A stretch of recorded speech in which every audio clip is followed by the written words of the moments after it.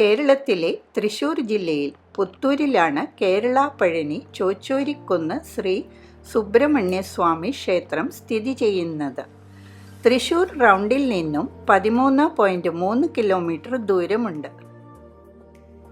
Bus വഴിയാണ് വരുന്നതെങ്കിൽ ഇവിടെ ശക്തൻ സ്റ്റാൻഡിൽ നിന്ന് പൊന്നുകര, വെട്ടുകാട് അല്ലെങ്കിൽ മരോട്ടിച്ചാൽ വഴി ഇവിടെ എത്താം. പഴനി അമ്പലത്തിലെ പോലെ ആദ്യം ഗണപതിയെ തൊഴുത് പിന്നെ പടികൾ കയറാം. പടികൾ കയറാൻ എളുപ്പമാണ്. സാധാരണ പഴനിയിൽ 670 പടികളുണ്ടെങ്കിൽ ഇവിടെ 230 പടികൾ കയറിയാൽ മതി. ഈ പടികളെല്ലാം ഓരോരുത്തരും സ്പോൺസർ ചെയ്തിട്ടുള്ളതാണ്. പടികൾ കയറാൻ പ്രശ്നമുണ്ടെങ്കിൽ കാറിലോ ബൈക്കിലോ ആണെങ്കിൽ കുന്നിൻ മുകളിലേക്ക് ഒരു ചെറിയ റോഡിലൂടെ കയറി മുകളിൽ പാർക്ക് ചെയ്യാം. റോഡ് അല്പം കുത്തനെ ഉള്ളതാണ്, അതിനാൽ ശ്രദ്ധിക്കുക.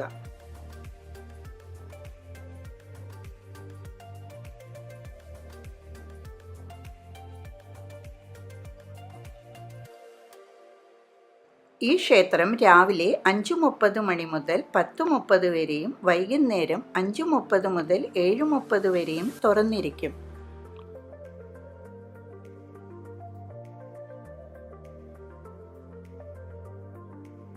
തലമുണ്ടനമാണ് ഇവിടുത്തെ പ്രധാന വഴിപാട്.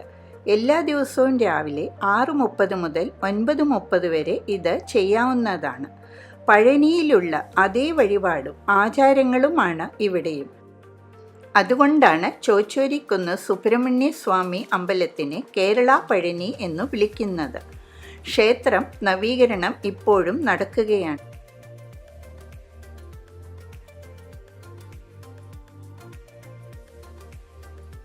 എട്ടടി പൊക്കമുള്ള സുബ്രഹ്മണ്യസ്വാമിയാണ് പ്രധാന പ്രതിഷ്ഠ.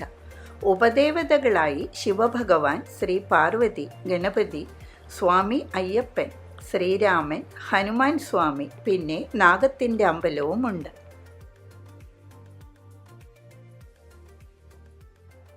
ഈ അമ്പലത്തിനെ പറ്റി കൂടുതൽ ഇവിടുത്തെ സ്റ്റാഫ് പറയുന്നതാണ്.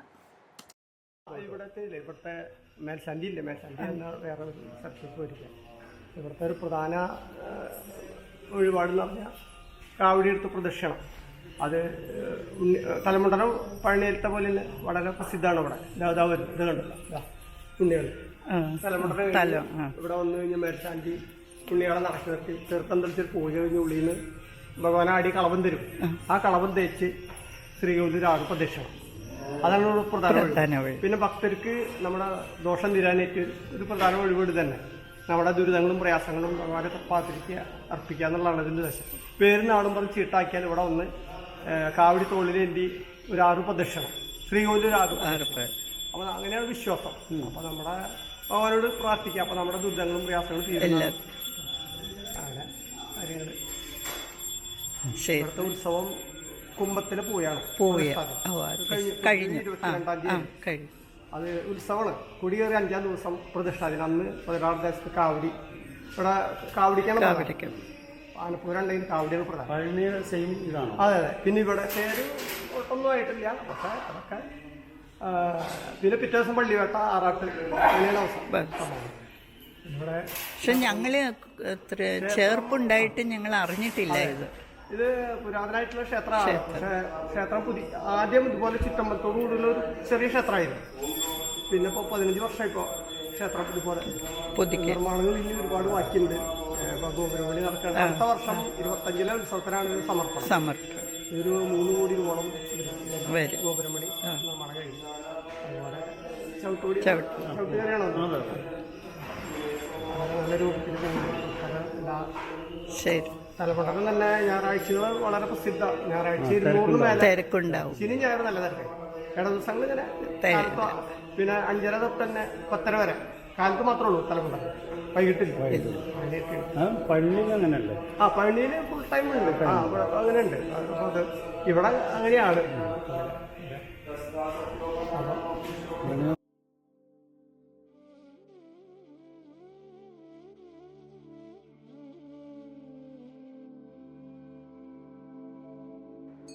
ചിന്മയാനന്ദ സ്വാമികളാണ് ഈ ക്ഷേത്രത്തിലെ പ്രതിഷ്ഠാ കർമ്മങ്ങൾ നിർവഹിച്ചത് എന്ന് പറയുന്നു.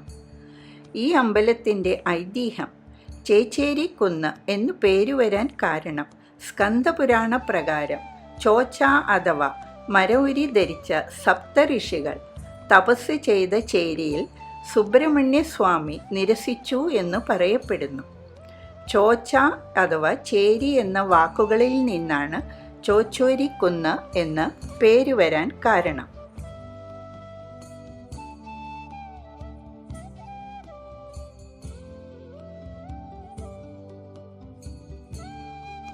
ക്ഷേത്ര ചൈതന്യത്തെപ്പറ്റി സ്വന്തം സ്വരൂപത്തെ ത്യജിച്ച സുബ്രഹ്മണ്യസ്വാമിയുടെ രൂപഭേദം തീരുന്നതിനായി പാർവതീദേവി ഷഷ്ഠീവ്രതം അനുഷ്ഠിച്ചു എന്നും വ്രതത്തിൻ്റെ അവസാനം സുബ്രഹ്മണ്യസ്വാമി സർപ്പാകാരത്തിൽ ദേവിയുടെ മുന്നിൽ പ്രത്യക്ഷപ്പെടുകയും ചെയ്തു.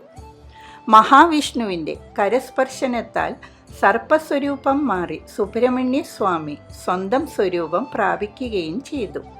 ഇതാണ് ഒരു ഐതിഹ്യം.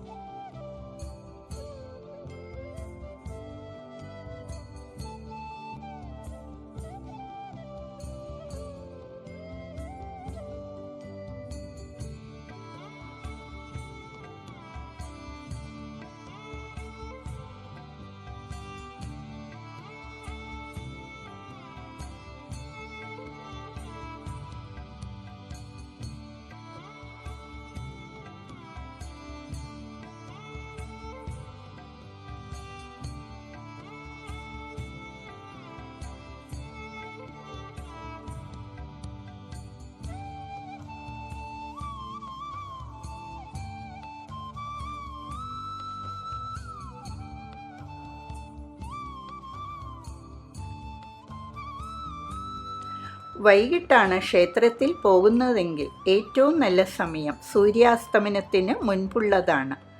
തിരക്കേറിയ തൃശ്ശൂർ തെരുവുകളിൽ നിന്നും പൂർണ്ണമായും ഒറ്റപ്പെട്ട ക്ഷേത്രം സമാധാനപരമായ അന്തരീക്ഷം പ്രദാനം ചെയ്യുന്നു.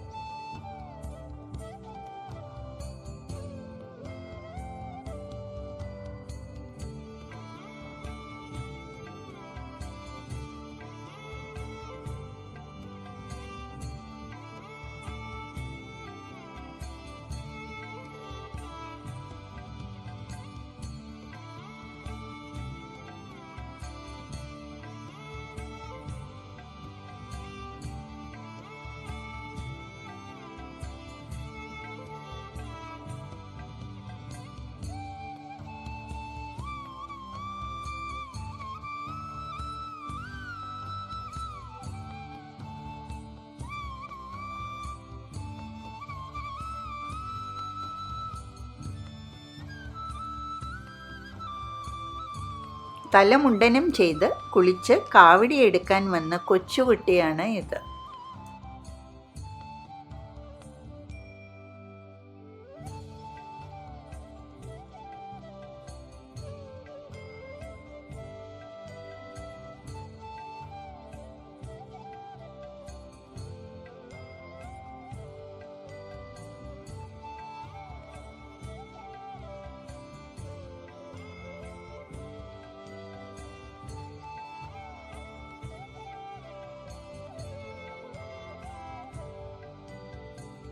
ചുറ്റുപാടുള്ള താഴ്വരയുടെയും തൃശ്ശൂർ പ്രദേശത്തിൻ്റെയും മനോഹരമായ കാഴ്ചകളോടെ കുന്നിൻ മുകളിലാണ് ഈ ക്ഷേത്രം സ്ഥിതി ചെയ്യുന്നത്.